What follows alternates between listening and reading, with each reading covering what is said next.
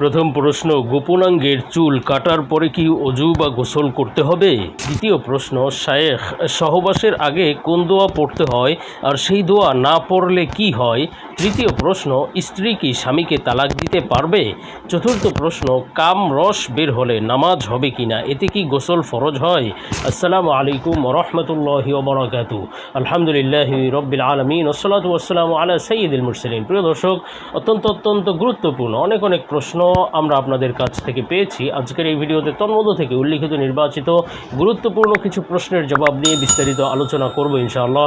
সুতরাং মনোযোগ সহ ভিডিওটি শেষ পর্যন্ত দেখবেন। আর আপনার কোনো প্রশ্ন থাকলে অবশ্যই কমেন্টে লিখে যাবেন, আমরা পরবর্তী ভিডিওতে জবাব দেবো ইনশাআল্লাহ। আর আমাদের সাথে সরাসরি যোগাযোগ করতে, প্রশ্ন করতে, আরও অসংখ্য মাসালা মাসাইল জানতে আমাদের ওয়েবসাইট, অন্যান্য চ্যানেলগুলো, ফেসবুক পেজগুলো ভিজিট করতে পারেন, যার লিঙ্ক নিচে ডিসক্রিপশনে দেওয়া আছে।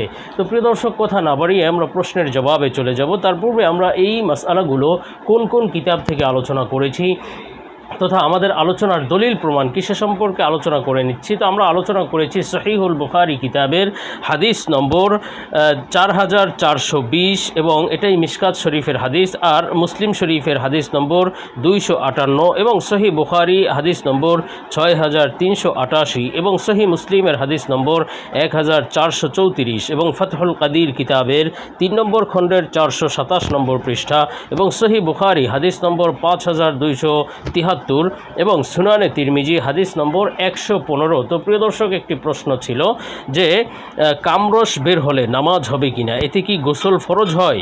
দেখুন প্রিয় দর্শক, কামরস বা বীর্য রস, যাকে সাধারণত মজি বলা হয়, মনি বা বীর্য সেটা যদি বের হয় তাহলে অবশ্যই গোসল ফরজ হয়ে যায়। আর বীর্যের পরিচয় হলো বা মনির পরিচয় হলো সেটা সবেগে বের হবে এবং সেটা বের হওয়ার পরে উত্তেজনা স্থমিত হয়ে যাবে বা আর উত্তেজনা থাকবে না, সেটাকে মনি বলা হয়। আর এটা বের হলে তাহলে পরিপূর্ণ গোসল ফরজ হয়ে যায়। আর যদি এই মনি বের না হয় বা বীর্য বের না হয়, এর পূর্বে কামরস বা উত্তেজনার কারণে কিছু পাতলা রস বের হয়, পানির মতো দেখতে, সেটা যদি বের হয় তাহলে এর কারণে অজু ভঙ্গ হয় ঠিকই, কিন্তু গোসল করা জরুরি নয়। এটা বের হলে আপনি অজু করে অথবা কোনো কাপড়ে লাগলে সেই কাপড় পাক করে ধুয়ে অথবা কাপড় পরিবর্তন করে অজু করে যদি আপনি নামাজ পড়েন, আপনার নামাজ হয়ে যাবে। এটার জন্য গোসল ফরজ হয় না, তবে অজু ভঙ্গ হয় অবশ্যই। অজু করে নামাজ আদায় করলে নামাজ হয়ে যাবে। এরপরে প্রশ্ন ছিল, স্ত্রী কি স্বামীকে তালাক দিতে পারে? দেখুন প্রিয় দর্শক, স্ত্রী সরাসরি স্বামীকে তালাক দিতে পারে না, কেননা তালাক অত্যন্ত সেন্সিটিভ একটি বিষয়।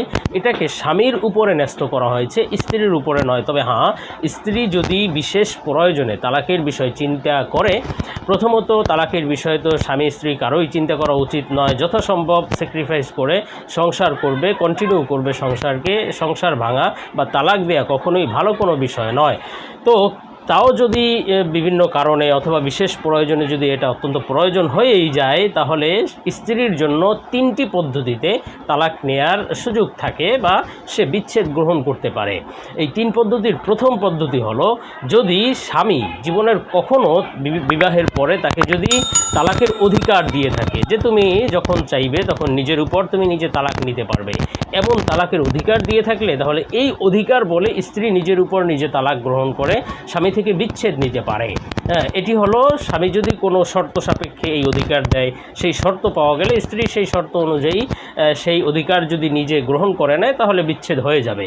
এই হলো প্রথম পদ্ধতি। আর আমাদের বর্তমান সমাজে কাবিননামার মধ্যে সাধারণত বিবাহের সময় যে কাবিননামা হয়, সেই কাবিননামা হলে সেই কাবিননামার মধ্যে 18 নং অনুচ্ছেদে এই বিষয়টি অধিকার দেওয়া থাকে বা স্বামীর পক্ষ থেকে স্ত্রীকে এই অধিকারটা দেয়া হয়ে থাকে। তো এই ভিত্তিতে স্ত্রী চাইলে নিজের উপর বিচ্ছেদ নিতে পারে। আরেকটি পদ্ধতি হলো যে স্ত্রী যদি চায় খোলা তালাক নিতে, তাহলে সে সেই খোলা তালাকও নিতে পারে। খোলা তালাক বলা হয় কোনো অর্থের বিনিময়ে অথবা কোনো কিছুর বিনিময়ে স্বামী থেকে তালাক নেয়া, যে আপনি আমাকে তালাক দিয়ে দেন, বিনিময়ে আপনি এটা নিয়ে নেন। আপনি আমাকে তালাক দিয়ে দেন, বিনিময়ে মোহর দেওয়ার প্রয়োজন নেই, মোহরানা আমার লাগবে না। এই কোনো বিনিময়ে তালাক গ্রহণ করাকে খোলা তালাক বলে। এভাবে যদি প্রস্তাব দেয় স্ত্রী, স্বামী যদি সেটা গ্রহণ করে, তাকে তালাক দিয়ে দেয়, সেই খোলার চুক্তি যদি গ্রহণ করে নেয়, তাহলেও বিচ্ছেদ হয়ে যাবে, স্বামী স্ত্রী তালাক হয়ে যাবে। এবং তৃতীয় পদ্ধতি হলো, যদি এই 2 পদ্ধতির কোনো কোনো পদ্ধতি সম্ভব না হয়, তাহলে স্ত্রী কর্তৃক যদি আদালতে মামলা করা হয় বা আদালতে যদি এই আবেদন করা হয় যে আমাদের সংসার অসম্ভব, সুতরাং আমাদেরকে আপনি বিচ্ছিন্ন করে দেন, বিচারকের কাছে যদি এই আবেদন জানায়, আর বিচারক যদি উপযুক্ত মনে করেন এবং তাদের সংসার অসম্ভব মনে করেন, আর বিচারক যদি চান তাহলে তাদের মাঝে বিচ্ছেদ করে দিলে তাহলে সেটাও বিচ্ছেদ হয়ে যাবে। দিনদার বিচারক বা ন্যায় বিচারক যদি হন তাহলে তার এই বিচ্ছেদও কার্যকর হবে।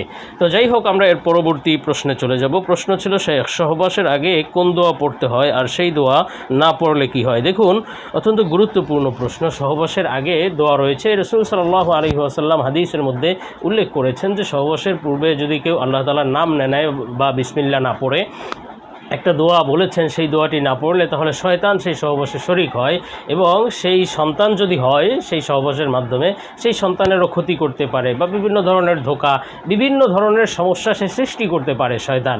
তো এই জন্য সেই দোয়া পড়তে হবে। সহবাসের পূর্বে দোয়া রয়েছে, দোয়াটি হলো বিসমিল্লাহি আল্লাহুম্মা জান্নিবনা শাইতান ওয়া জান্নিবিশ শাইতানা মা রাযাকতানা। এই দোয়া পড়ে তারপরে সহবাসে লিপ্ত হবে। এছাড়া এই দোয়া না পড়ে সহবাসে লিপ্ত হলে সহবাসে এবং সন্তানে বিভিন্ন ক্ষেত্রে শয়তানের ক্ষতি করা বা সহবাসে লিপ্ত হওয়ার সম্ভাবনা থাকে। এরপরের প্রশ্ন ছিল, গোপনাঙ্গের চুল কাটার পরে কি ওযু গোসল করতে হবে? দেখুন, গোপনাঙ্গের চুল কাটা অত্যন্ত গুরুত্বপূর্ণ একটি আমল। এটি মানুষের ফিতরাতের অন্তর্ভুক্ত এবং হাদিসের মধ্যে আছে 40 দিনের অধিক যদি হয়ে যায় এবং গোপনাঙ্গের লোম যদি না কাটে তাহলে তার গুনাহ হয়। এটি মাকরুহে তাহরিমি। এজন্য গোপনাঙ্গের লোম তো কাটা জরুরি, কিন্তু কাটলে যে গোসল করতে হবে অথবা ওযু করতে হবে, ওযু ভেঙে যায়, গোসল ভেঙে যায়, বিষয়টি এমন নয়। আপনি গোপনাঙ্গের লোম কেটে তারপরে আপনি ওযু যদি আপনার থাকে আগে থেকে তাহলে আপনি নামাজ পড়তে পারেন, সমস্যা নেই। আপনার ওযু ভঙ্গ হবে না বা গোসল করাও ফরজ হয়ে যাবে, জরুরি হবে এমন নয়। তবে হ্যাঁ, যেহেতু এটা একটা পরিষ্কার পরিচ্ছন্নতার বিষয়, সাধারণত এটা মানুষ গোসলের পূর্বে করে। এটা করে এই পরিষ্কার পরিচ্ছন্নতা বা গোপনাঙ্গের লোম কেটে তারপরে সে গোসল করে না, এটি পরিপূর্ণ পরিষ্কার পরিচ্ছন্নতা হলো। এছাড়া যদি সাধারণ অবস্থায় আপনি যদি ওযু থাকা অবস্থায়, গোসল থাকা অবস্থায় গোপনাঙ্গের লোম কেটে যদি আপনি নামাজে দাঁড়ান তাহলেও আপনার নামাজ হয়ে যাবে, এক্ষেত্রে কোনো সমস্যা নেই ইনশাআল্লাহ। তো আল্লাহ তাআলা বুঝার এবং আমল করার তৌফিক দিন। আল্লাহুম্মা আমিন।